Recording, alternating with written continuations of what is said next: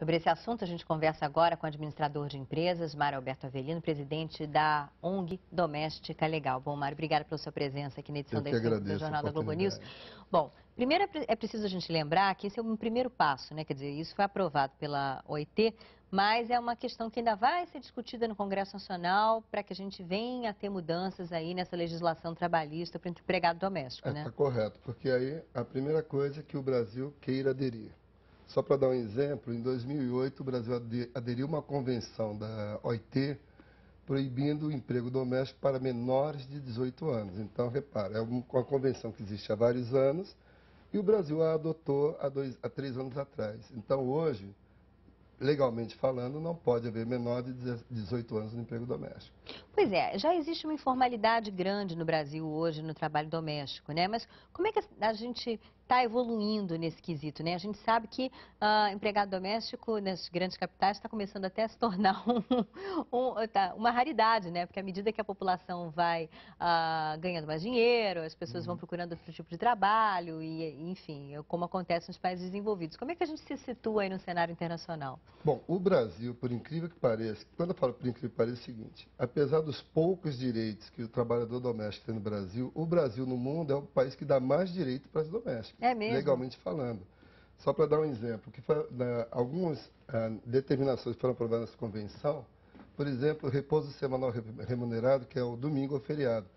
Desde 2006 tem uma lei que já determina. E na prática já é sábado e domingo. Sim. É muito difícil você conseguir contratar alguém que concorde em trabalhar. Agora, férias de 30 dias está se colocando. O Brasil já tem férias de 30 dias desde 2006, antes tinha de 20 dias. Então, estou dando alguns exemplos agora. O trabalhador doméstico, de fato, ele tem poucos direitos comparado a um trabalhador seletista. Isso é inquestionável. Agora, se nós pegarmos a Constituição Federal, no seu artigo 7, ela dá direito a 34 direitos trabalhistas. E há um parágrafo único que limita esses direitos a 9 para o trabalhador doméstico, que na prática já são 15. Então, se a proposta, quer dizer, o Brasil vai aderir à convenção. Aí tem que ter uma emenda constitucional, Vai né? ter que ter uma emenda constitucional. Eu sou contra a retirada do parágrafo único. Por quê? Porque um dos direitos é a obrigatoriedade do fundo de garantia. Uma hora extra é mais que justa, uma jornada de trabalho é mais que justa, porque se o trabalhador extrapolou o horário, é justo que você pague a mais. Só que o fundo de garantia ele é um encargo, e desde o ano de 2000 é opcional ao empregador doméstico. E por tabela há multa de 40%. Então vamos analisar agora o país. O Brasil tem 7 milhões e 200 mil trabalhadores. 73% deles são informais. 73% é um número alto, seja, né? 2 milhões têm carteira assinada e 5 milhões e 200 não têm carteira assinada. Nesse universo de 5 milhões e 200 mil informais, 111 mil são crianças com idade de 10 a 14 anos. 252 mil são adolescentes de 15 a 17, que é proibido por lei. 37 mil mulheres trabalham sem nenhuma remuneração pela troca de alimentação, moradia. Quer dizer que se já se obedecesse a lei que está valendo, você já reduziria uma série de atentados ao direito desses trabalhadores, né? E tem um agravante, Leila. O emprego doméstico no Brasil, como na maioria dos países, veio da escravatura. E nós ainda somos um país, dentro da questão doméstica, numa cultura escravagista, colonialista.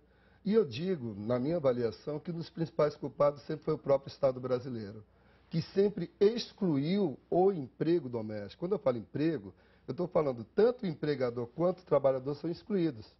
Eu sempre digo que o máximo da exclusão no emprego doméstico brasileiro é que o empregador, quando ele assina a carteira e vai recolher o INSS, ele faz uma guia que não tem o nome dele. Ele entra com 12% da contribuição previdenciária, a doméstica com 8%, total de 20%, e o governo sabe que é o empregador, porque não há identificação. Então, graças a Deus, está se brigando, e no mundo inteiro. Agora, o Brasil é até um exemplo. Agora, devemos evoluir. Então, o que eu acho, e eu brigo por isso, uma coisa é criar leis que dê mais direitos. Outra coisa é criar leis que permita a quem contrata cumpri-los. Então, hoje, tramita no Congresso Nacional, há 6 anos a gente está trabalhando nisso, um projeto de lei que já está aprovado no Senado, que diminui o INSS do empregador de 12% atual para 6%. Diminui custo, mais formalidade. E o desconto da empregada, que hoje varia de 8% a 11%, para 6%. Um outro projeto propõe anistia desses 5 milhões de empregadores informais da dívida do INSS. Porque se uma doméstica entrar com uma ação trabalhista, uma das obrigações desse empregador é regularizar esse INSS, a parte dele da empregada. Então, qual é a proposta? O empregador regulariza os últimos 12 meses e tem perdão do restante. Então, nós estamos falando de uma linha, de projetos, que é o que a OIT propõe, de direitos, mas, do outro lado, nós temos que ter a consciência que empregador doméstico não é empresa, não tem fins lucrativos. A renda per capita do brasileiro não é a renda de um americano, de um inglês, de um alemão. Então, querer dizer que o Brasil, apesar de ser a 7ª, 8ª economia do mundo, é um país de primeiro mundo, tem uma lacuna muito grande.